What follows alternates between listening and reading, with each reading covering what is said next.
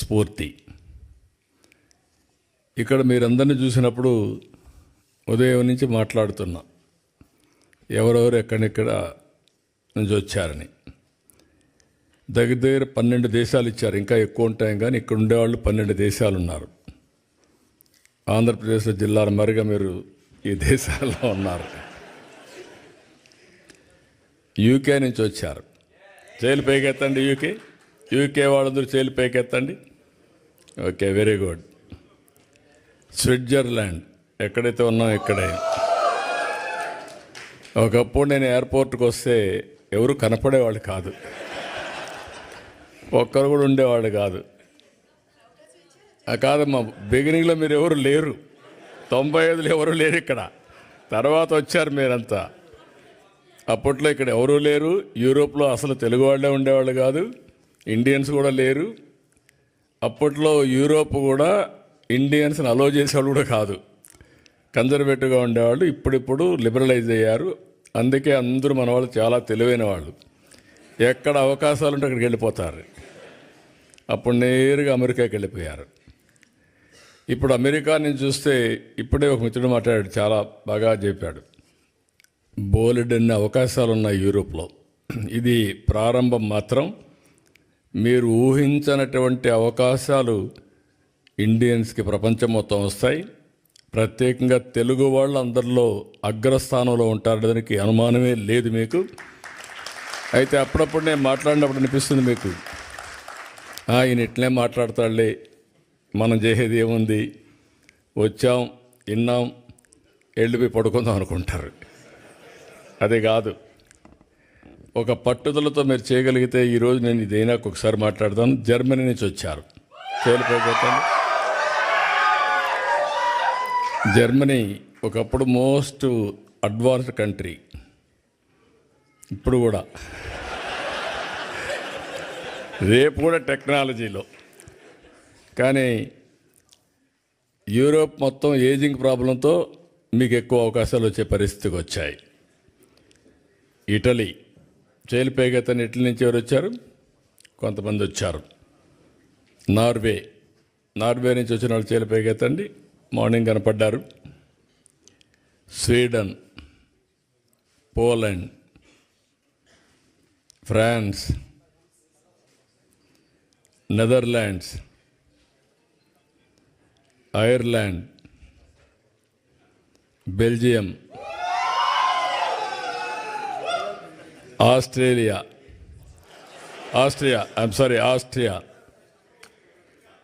నువ్వు ఉన్నావు, లేకపోతే చాలా కొరతగా ఉంటుంది. నేను అదే అన్నాను. ఇప్పుడు ప్రపంచంలో ఎన్ని దేశాలు ఉన్నాయో అన్ని దేశాల్లో తెలుగు ఫుట్ ప్రింట్ ఉండాలి. అన్ని దేశాల్లో తెలుగు వాళ్ళు ఉంటారు, ఇండియన్స్ ఉంటారు.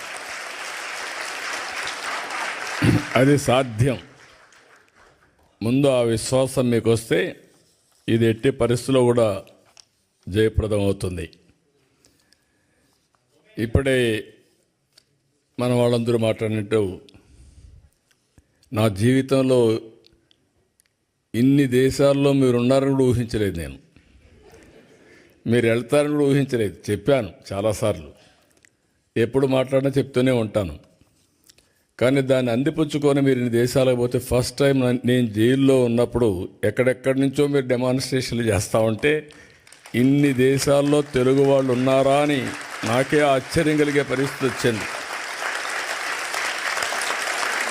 అది 1-2 రోజులు చేయాలా మీరు. నేను జైల్లో ఉన్న 53 రోజులు నిరంతరం మీరు ఉద్యమాలు చేశారు. దీనికి నా జీవితాంతం నేను అనుకున్నాను. కొంతమంది చనిపోయినా గుర్తుంటారు, కానీ నేను బ్రతుకున్నగానే గుర్తుపెట్టుకున్నారంటే నా జీవితంలో మర్చిపోలేను. అక్కడి నుంచి ఎన్నికలు వచ్చాయి. ఎన్నికలను కూడా చాలా సమర్థవంతంగా మేము ఆలోచించాం. రాష్ట్ర భవిష్యత్తు ఒక పక్క, రాజకీయాల్లో ఉండదగ్గ వ్యక్తి కాని వ్యక్తి ఆ రాష్ట్రంలో ముఖ్యమంత్రిగా ఉంటే ఏం జరిగిందో మనం చూసాం. అందుకని అందరం కలవాలనుకున్నాం. తెలుగుదేశం, జనసేన, బీజేపీ 3 పార్టీలు కలిసి పోటీ చేశాం. పోటీ చేస్తే నాకే ఆశ్చర్యం వేస్తుంది. ప్రపంచంలో ఎక్కడెక్కడి నుంచో వచ్చారు మీరు, నెలల తరబడి అక్కడే ఉన్నారు. ఒక్కొక్కరు మీకు ఎంత శక్తి ఉంటే అంత డబ్బులు ఖర్చు పెట్టి ఎన్నికల్లో గెలిపించారంటే ఇది మా జీవితంలో ఎప్పుడూ మర్చిపోలేని సంఘటన. ఇది అప్పుడప్పుడు చరిత్రలో అనుకుంటాం, కానీ ఇంత స్ఫూర్తిదాయకమైనటువంటి జాతి ఉండడం, నేను ఆ జాతిలో పుట్టడం నా అదృష్టంగా భావిస్తున్నా. అందుకే మళ్ళీ చెప్తున్నా, మళ్ళీ జన్మ అనేది ఉంటే మళ్ళా తెలుగు జాతిలోనే పుట్టాలని చెప్పి భగవంతుని కోరుకుంటున్నా. ఇంకొక విషయం మీరు చూస్తే, చాలా దేశాలు చరిత్రలో చాలామంది నాయకులు పౌరుల్ని తయారు చేయడంలో వాళ్ళు ఒక బాధ్యత తీసుకొని చేశారు. ఒక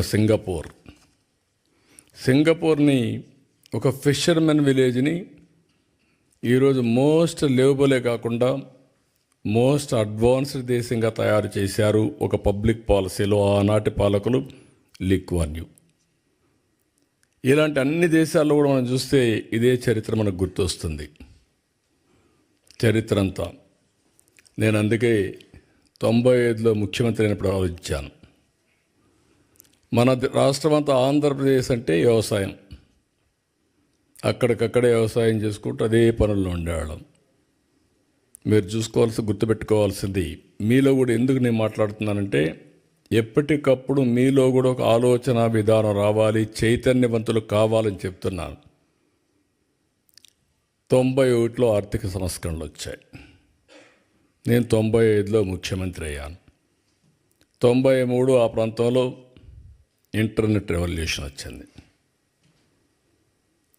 ఎవ్వరూ చేయని సాహసాలు నేను చేశాను. ఆ విషయం మీరు గుర్తుపెట్టుకోవాలి. మొట్టమొదటిగా సెకండ్ జనరేషన్ రిఫార్మ్స్ నేను ప్రారంభించాను. అక్కడి నుంచి ఐటీకి ప్రాధాన్యత ఇచ్చాను. ఐటీ అంటే ఎవరికి అర్థం కానప్పుడు ఐటీని గురించి మాట్లాడమే కాకుండా ఊరూరులో పోయి చెప్పా, మీ పిల్లలకు డబ్బులు ఇవ్వడం కాదు కావాల్సింది, మీ పిల్లలు ప్రయోజకులు కావాలంటే బాగా చదివించండి. మీరిచ్చే 100 ఎకరాలు 50 ఎకరాలు ₹1,00,00,000 లెక్క కాదు, కొన్ని వేల కోట్లు సంపాదించే తెలివితేటలు వస్తాయి వీళ్ళకని చెప్పి ఆ రోజు చెప్పాను. చాలామంది మీరు చూస్తే చరిత్రలో విలేజ్ నుంచి మండలానికో టౌన్కి వెళ్ళిపోయి పిల్లల్ని చదివించడానికి కాపురాలు పెట్టారు. అంటే నా మాట మీద నమ్మారు. నమ్మిన వాళ్ళందరూ బెనిఫిట్ అయ్యారు, నమ్మని వాళ్ళు మళ్ళీ కొంచెం నష్టపోయారు. అది వేరే విషయం. చరిత్రలో అందరూ నమ్మలేరు. అదే మరి హైదరాబాద్ని డెవలప్ చేస్తామంటే నేను చెప్పా ఏం జరగబోతుందో హైదరాబాద్లో అని.